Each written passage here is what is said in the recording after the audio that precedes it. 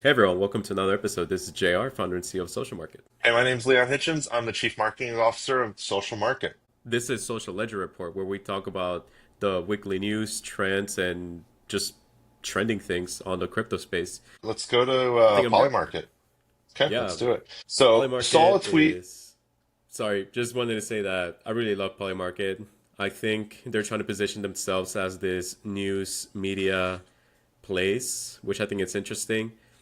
There are times where I feel like I learn about what's happening around the world when I go on Polymarket because the bets that they make, but I feel like there's still ways to go to make it a reliable news site. Yeah, that's the hard part for them, like making it reliable. So, this is the tweet that I saw. Crypto prediction platform, PolyMarket valued up to 10 billion in VC investment offers. Yep. Really big, which makes sense considering they're turning to like We into a news site. So this is oh, now it's interesting. 99%. Wait, let's see what it was like a week Yeah, I can ago. see it.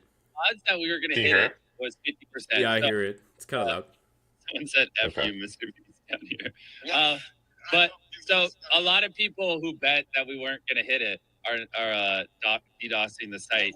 So just the summary of it is Mr. Beast, this guy with 400 million YouTube subscribers, Yeah. is checking Polymarket to see if like bets on him raising the money for that Make Water the Water nonprofit that he was doing was actually going to raise the amount that they said. Really fascinating to kind of see that out there, to see that he just, a pretty well-known YouTuber also knows about Polymarket, knows that this is a thing, and like wants to kind of engage with it and show people out there. That's another fascinating part. It's just like permeating into pop culture and into the rest of the world, kind of like regular betting has. Like sports Yep. betting has always been a staple of everything. Everyone talks about bookies and all that. I'm sure, so one day you're gonna have a bookie on which president wins and it's gonna be Polymarket. Yeah, I agree. I think Kalshi is the second largest prediction market in the US. And it at one point was the most favored, most used because Polymarket wasn't available yet in the US until what was it earlier this month they finally got clearance with CFTC, so they're finally in the US. You can go to polymarket.com and start betting without using a VPN.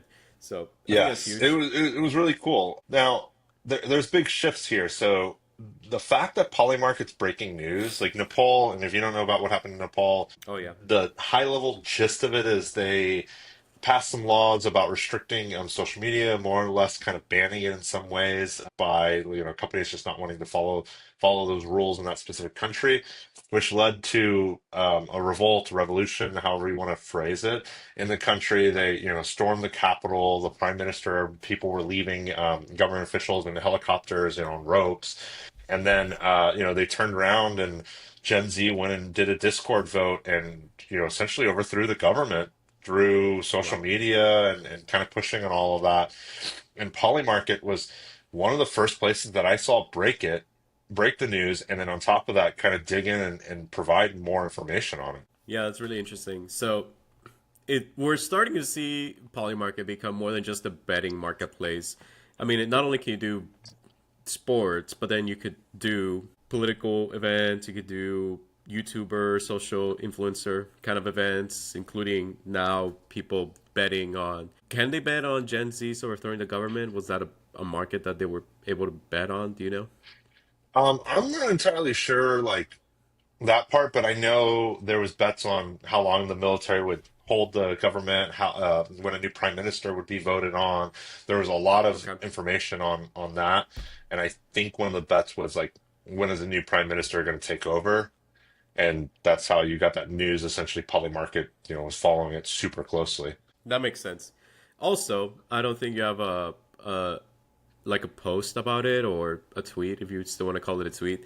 But Robinhood, they had their State of the Summit.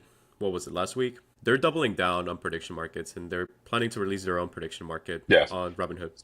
So yeah, they're it going to doesn't get more replace validating than that. Kashi's like integration, but also like Kashi was non-crypto based. This is very crypto based. They're using blockchain to validate it and all that, but Yep. it's a shift for them, and it makes a lot of sense considering what they're doing. Like there is a whole channel on Twitter that I discovered that's essentially powered by PolyMarket. It's like a go-to news source, Cross and alert. it's all like out there. It's kind of like unusual wells in a way, but they're just like posting about news and putting everything out there that's happening.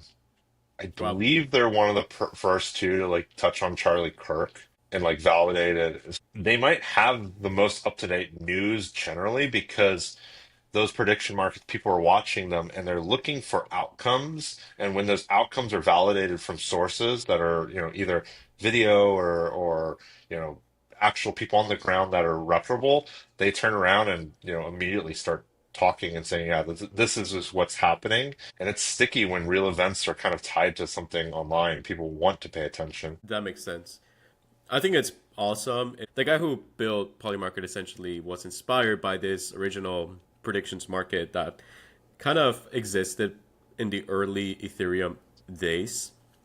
And then by 2020, he was actually building it from. There's this famous post that he made that where he talks about having his little office set up in a restroom, and he was just coding there, build it with React, JavaScript, you name Yeah. it. It was really interesting, and seeing how far they've come, I think it's very inspiring. So but yeah, I mean, I'm very excited to see what's going to come with Polymarket now that they don't have any handcuffs or anything holding them back from building and creating new things for the product. Yeah, it's a cultural moment for them, and it's helping in their valuation, and also just pushing people to like not just hold tokens, actually use it. I would call it a social finance platform in a way. Like it's the closest to it. Yeah, it kind of is. They do have like chat rooms and blog and forum rooms on their betting markets, so I can see it being more of a social finance platform.